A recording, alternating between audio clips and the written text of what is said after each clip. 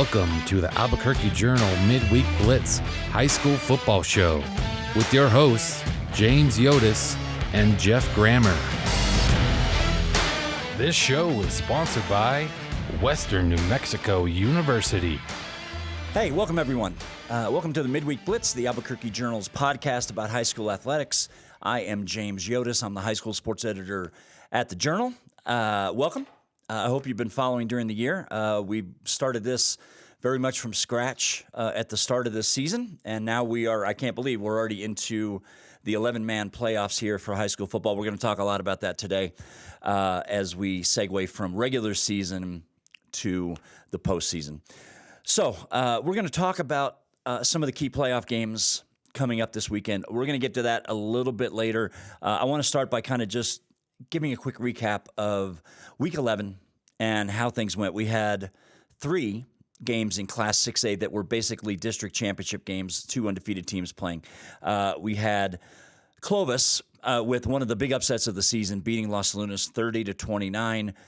Clovis earned its way into the playoffs. Clovis was not going to be a playoff team unless it won this game. Clovis came from 17 points down in the second half. They were down 29-12.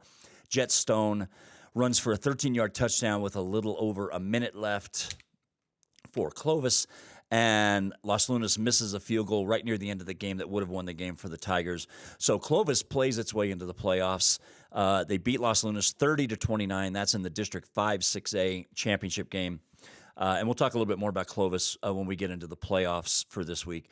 And we'll talk about Los Lunas and the impact this loss had on them as well. But Clovis wins District 5. We had Centennial winning the District 3 title. And even though the Hawks have been without their quarterback, Daniel Hernandez, for several weeks, and they're hoping to get him back for the quarterfinals week after next, Centennial beat Las Cruces 30-23 at the Field of Dreams to clinch the District 3 title. Centennial will be one of the top 4 seeds, is one of the top 4 seeds for the state tournament. And then, of course, we had Cleveland, which looked fantastic. They shut out Rio Rancho 37-0 in the District 1 6A championship game. Cleveland had just rampaging success against all the top teams on their schedule from New Mexico: Rio Rancho, Volcano Vista, Centennial, La Cueva. They won all those games by a minimum of about 20 points. They really put it to Rio Rancho. The defense, again, had a fantastic game. I caught up with one of the Storm's 2 premier inside linebackers. One of them is Stratton Schufelt. The other one we don't talk as much about, but he's been fantastic for them for a couple of years now, is Isaac Medrano. I caught up with Isaac after the Rio Rancho win, and here's what he had to say. So we're visiting with Cleveland linebacker Isaac Medrano. The Storm shut out Rio Rancho 37-0 tonight. Yes, tell me how sweet a performance that was for this defense. That was wonderful. We just kept playing the game that we know, the game that we practiced all week, kept the intensity up no matter what the score was.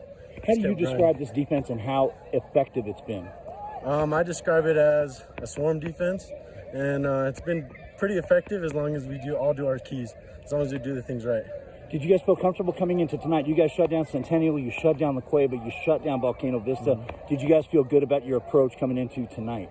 We don't take any game lightly, so we take every opponent as if it's a state game opponent. So we come in every game prepared to the best and to the fullest. To clinch district on Rio Rancho's field, tell me how sweet that is. It feels amazing, sir. It's wonderful. Yes, sir. Education and training at Western New Mexico University is accessible from every corner of the land of enchantment, providing limitless opportunities toward success for more than a century. And now, through the New Mexico Opportunity Scholarship, tuition and fees are covered for anyone looking to start or start over. Along with free tuition, books are always included for every WNMU student, assuring your only worry is how far you can actually go. Lift off toward your future and endless potential at WNMU today. Okay, let's move along now. We had some district championship games in other classifications. One of the big games of the weekend was actually in Lovington. Portales and Lovington playing for the District 4 title in that district. Lovington beats the Rams 29-21. That was the first loss of the year for Portales, and it cost the Rams the number 1 seed and gave it to Bloomfield instead. And we'll talk a little bit about that, of course, when we get into the playoffs. But Lovington with a key win over Portales, which had been cruising along and and they dropped from a number 1 seed to a number 4 seed now for the Class 4A bracket. So big win for Lovington there. Also, in Class 5A, we had a district championship game between Deming and Gadsden in Anthony, New Mexico, which is right on the Texas-New Mexico border. Deming beat Gadsden 12-10, came from behind in the second half to do that, and clinched that district championship before Deming. And that was an important seeding game. Deming ended up as a 5 seed in the Class 5A bracket. Gadsden fell to a number 8, but Gadsden will still have a home game this week, which is still a fantastic season for the Panthers.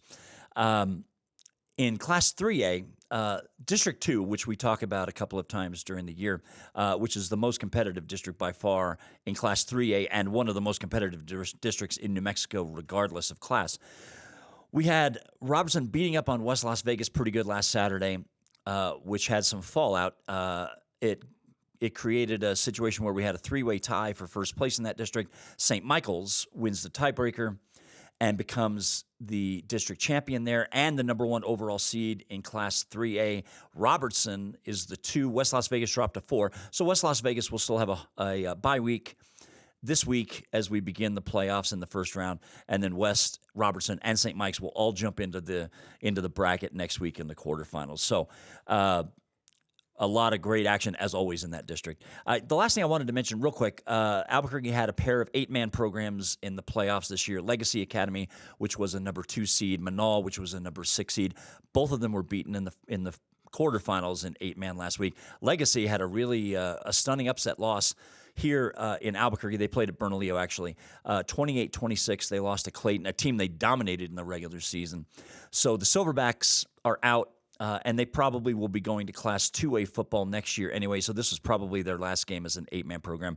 Manal was beaten pretty handily by Mesilla Valley, so the Panthers are out as well. And, of course, we've got any number of Albuquerque metro area teams that are in the postseason across 3A, 4A, 5A, and 6A as we jump into the brackets this week. So, as I said, we're going to talk about some of the playoff matchups coming up. But first, let's take care of one last bit of business from last week, and let's run down some of our candidates for Star of the Week in Week 11. We've got a few. Some of these names will be familiar to you. Elijah Brody, the West Mesa quarterback, he combined for 300 yards, 5 touchdowns. West Mesa beat El Dorado 39-21, which basically got West Mesa into the Class 6A playoffs and knocked El Dorado out, mostly because of Clovis's victory. El Dorado might have had a chance if Los Lunas had won that game, but Clovis's win essentially knocks El Dorado out of the postseason. So West Mesa will be in as the 12 seed. Excuse me for a second. Cam Dyer, the junior quarterback from La Cueva, combined for 7 touchdowns. For La Cueva, which went on the road and beat Farmington 63-28. La Cueva has really just been crushing everything in its path for the last 6 weeks or so since that 0-3 start. So Cam is back on the list again. Charles Lopez Burton, another kid who's been on my nominees list a couple of times, rushed for 5 touchdowns for Valley in their season finale against Rio Grande. Valley will be at home in the playoffs this week. We'll talk about that in a few minutes.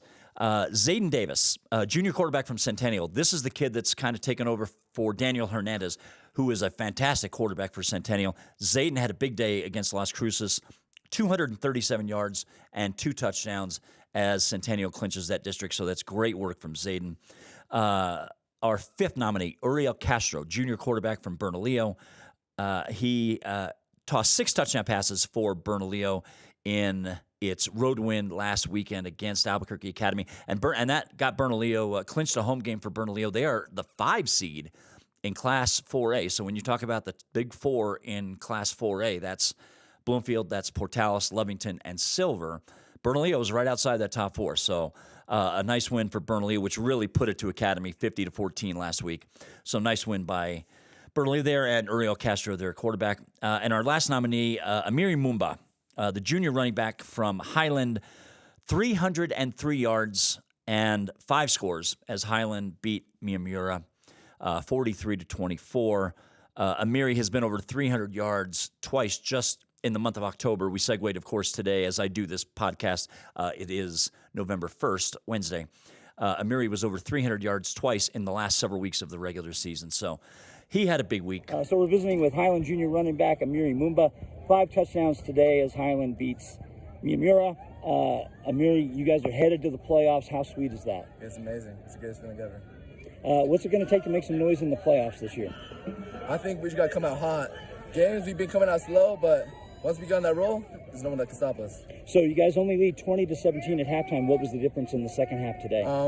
Our coaches, they made some changes that really helped us, and I just tried to talk with my team that really got us fired up, ready to go. So you had a big year for this team. Do you enjoy the workload? Do you enjoy having the ball quite a bit in your hands? I like having the ball, but I be getting tired, but I like having the control. So this time of year, your legs are a little tired? Just a little bit. We get some time to rest up. So I don't know who you're going to play next week in the playoffs, but what is this team's confidence level? It's very high. It's very, very high. What's it going to take to win next week? Just work hard, do what we've been doing. Okay. How do you describe yourself as a runner? How would you describe your style? I don't know. I don't think I'm the flashiest, but I hit it hard. I hit it fast. So the top 2 vote getters and fans, as always, can continue to vote on this through the end of the week, and we'll reveal the winner at the end of the week. Uriel Castro, the quarterback from Bernalillo, has 34.6% of the vote. The leader, I'm just going to give you the top 2.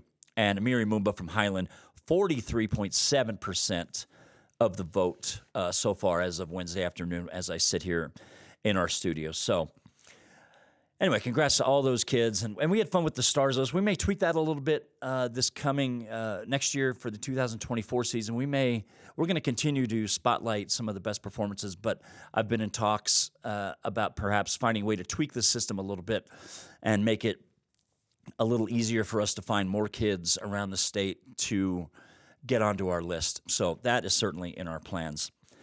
So we will move on. The bulk of what I want to talk about today obviously has to do with the playoffs coming up, the 11-man playoffs, which start this week, and we'll kind of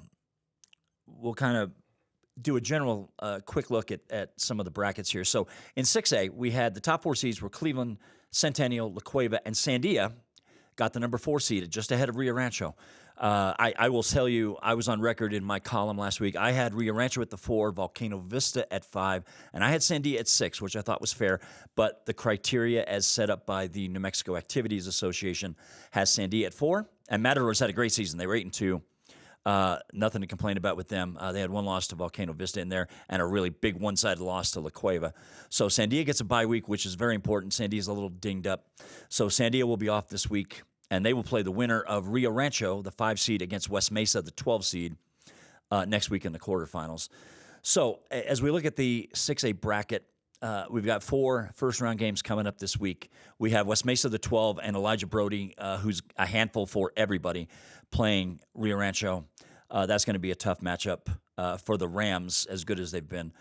We have Hobbs and Clovis are playing in the first round. Clovis played itself into the tournament, as I mentioned, and Clovis did not get a home game. They got a 9 seed, so they're going to be on the road at number 8, Hobbs. Hobbs is a team that beat Clovis 41-13 back on opening day. Clovis, of course, is a much different team, Hobbs as well. So that's going to be a really interesting pairing. Those 2 schools, for those people that don't know, Hobbs and Clovis have a tremendous rivalry in a lot of sports, none more so than boys basketball. But that is going to be a really fascinating matchup. I actually kind of like Clovis in this game to kind of keep the momentum. We'll see. I didn't get a chance to see Hobbs in person. I did see Clovis this year against El Dorado. They've got a lot of really good athletes, and they run the ball really well. So if you can go on the road and run it, that will benefit Clovis certainly for sure. We've got Farmington, which finished as the 11 seed, is going to play at number 6 Volcano Vista. That game will be Friday night at Community Stadium. Farmington, they've been a hard team to peg.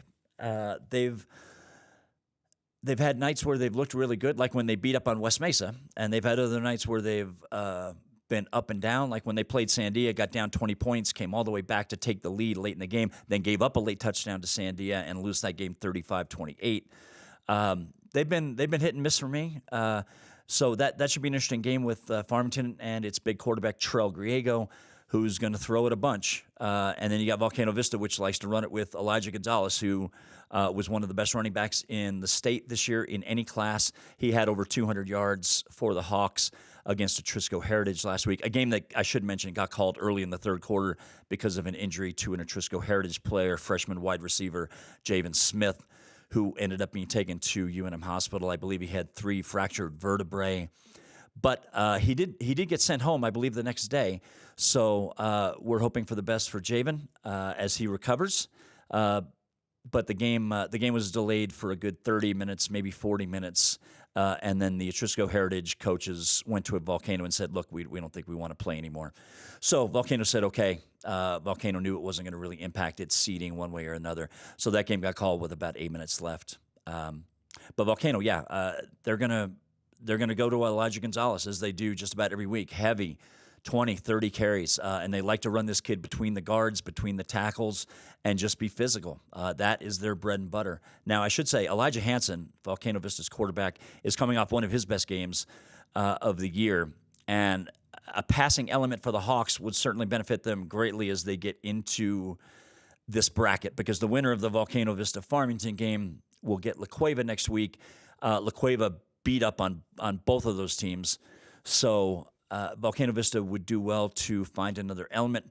Farmington is one of those teams that doesn't run it as effectively. They like to throw it, and they like to throw it a lot. They're not heavy in the run game. They like to get after it in the pass game with Trell Griego, as I mentioned. They like to kind of matriculate the ball down the field. So, the winner of this game is going to have its work cut out for it playing La Cueva the following week. And then the last of the 6A first-round games is at the Field of Dreams in Las Cruces. You've got Las Lunas, and we mentioned them just a few minutes ago. Las Lunas was probably in line for a number 4 seed and a first-round bye.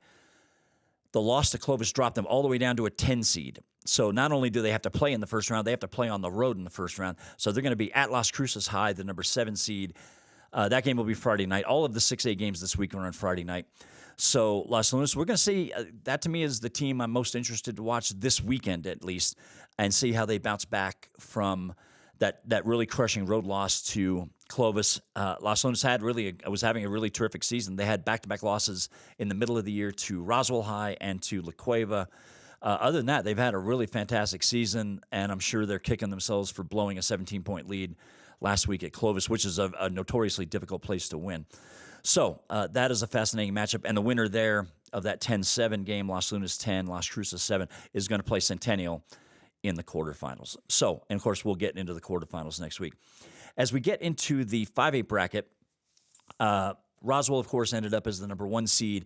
Artesia was number 2. Piedra Vista, despite being 5-5, had the criteria edge on Goddard in the 3 and 4 lines. So Piedra Vista ends up as the 3, Goddard ends up as the 4. And we do have some Metro presence here in the 5A bracket as well.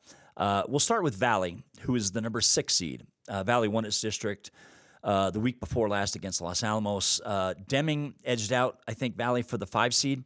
And so Valley ends up as the 6 seed, and they will be playing on Saturday afternoon at 1 o'clock at Milne Stadium against Manzano, the number 11 seed. Now, Manzano only won 2 games. The 5A field is very weak at the bottom. The top 10 were solid. After that, there was a big drop-off of teams once you got past that. There were only 16 teams in 5A to begin with. 12 of them got to the playoffs. So we have a couple of teams with not very good records getting into the field. Manzano at 2-8. And Manzano played Valley really tough a few weeks ago up at Wilson Stadium.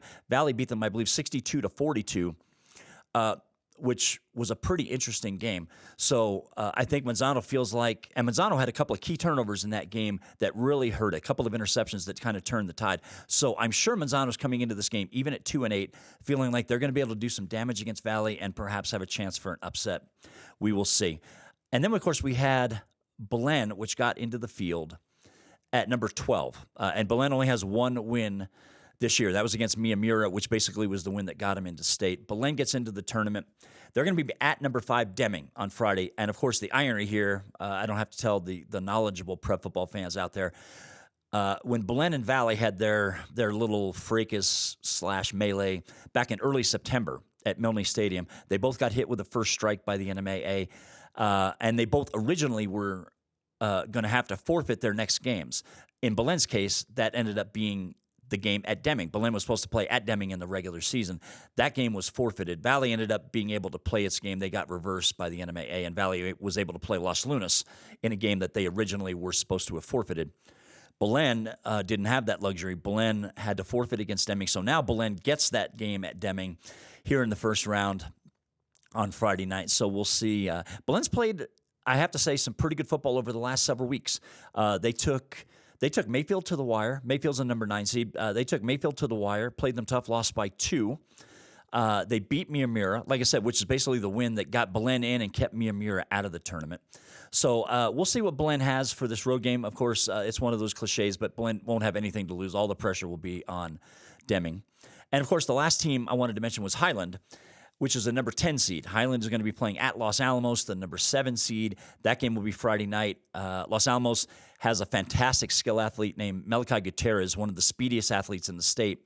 And, of course, Highland is going to be looking to pound it ground and pound with Amiri Mumba, who is just a load. I think he's about 5'10", 200.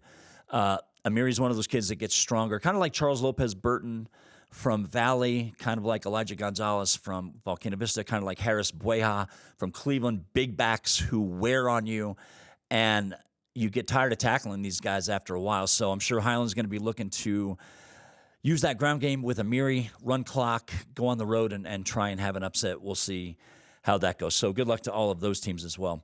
As we get into the 4A bracket, we mentioned the top 4 teams. Bloomfield, the defending state champion, moves up to the number 1 seed with an undefeated regular season. I think Bloomfield and Roswell were the only 2 11-man teams to finish the regular season undefeated. Bloomfield at number 1.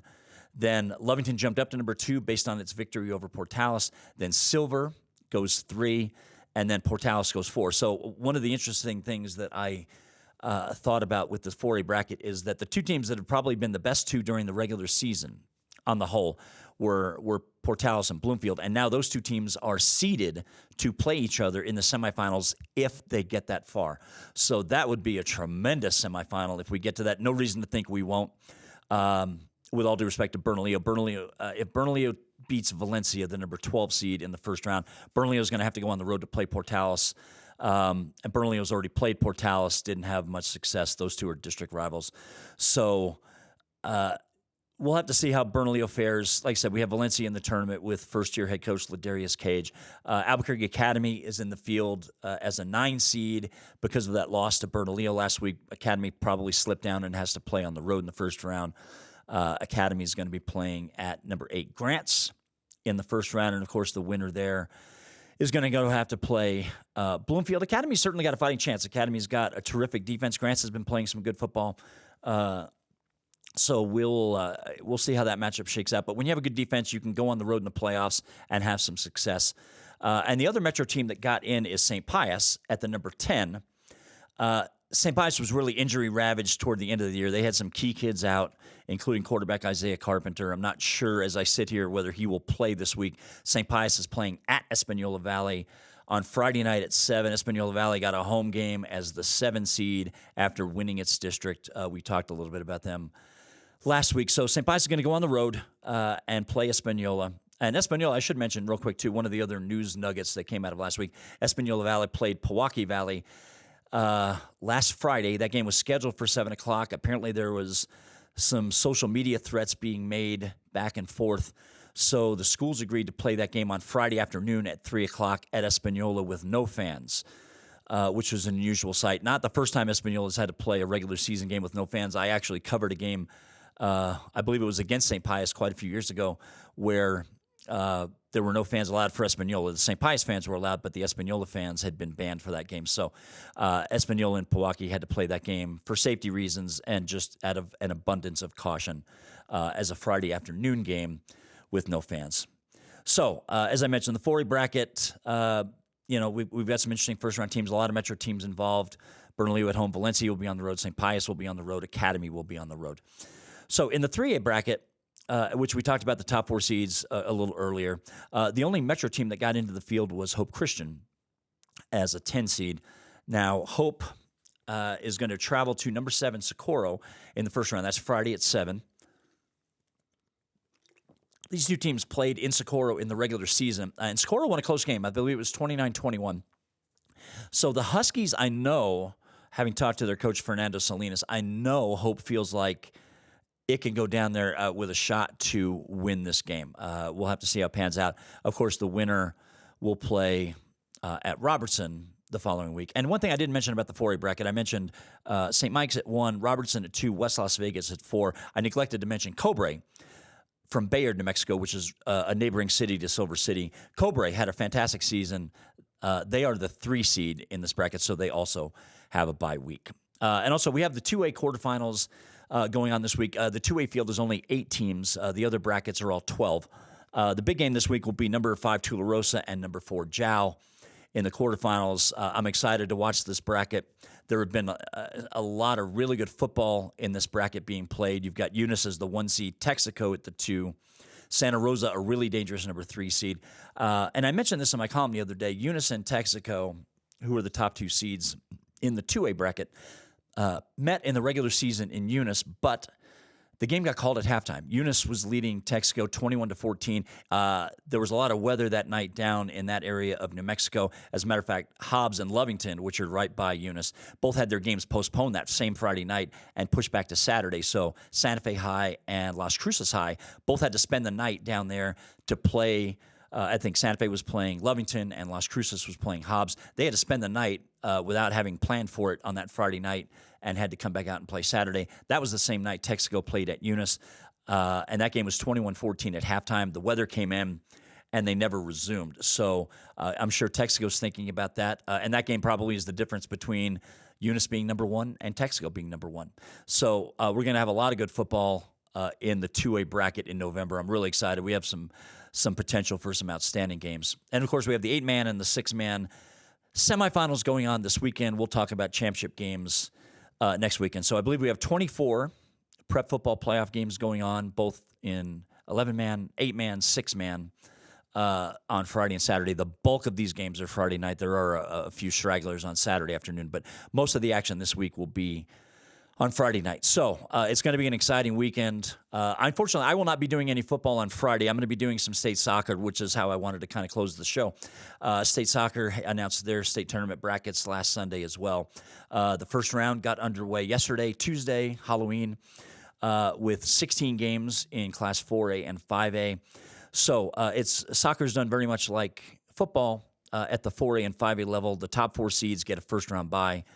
All those teams are going to come into the bracket now either Friday or Saturday this weekend for the quarterfinals. We had a bunch of first-round games on Tuesday. The big upset was Albuquerque High's boys, the number 10 seed in the 5A bracket. They beat defending state champion Cleveland 5-2. That was, of the 16 games that were played on Tuesday, that was the biggest upset by seed among them. I don't think Albuquerque High considers it an upset. Albuquerque High was a district champion and got a 10 seed, and I know they were not terribly happy about that. But Albuquerque High moves on to play La Cueva in the next round. Remember, Albuquerque High and La Cueva are playing in both boys soccer and girls soccer on Friday out at the APS complex.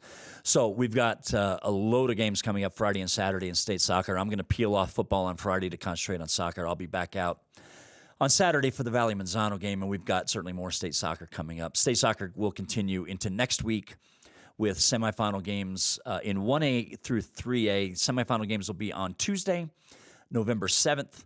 The 4A and 5A semifinals will be the following day, Wednesday, November 8th. Then you've got championship games, 1A through 3A championship games. Those 2 games will be on Friday, November 10th. And the 4A and 5A finals, 4 games, boys and girls, will be Saturday, November 11th.